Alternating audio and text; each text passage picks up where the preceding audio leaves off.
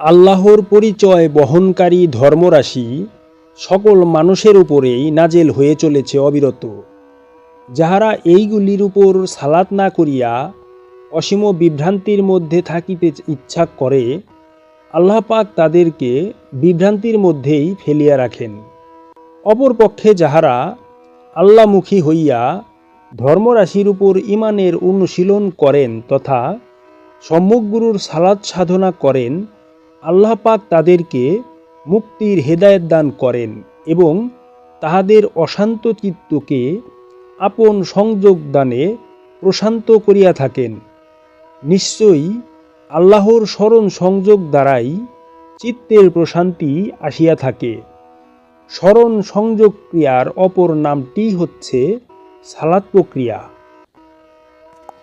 সদরুদ্দিন চিশতির কোরআন দর্শন, সূরা রাদ আয়াত নং ২৭ এবং ২৮ এর তাফসির।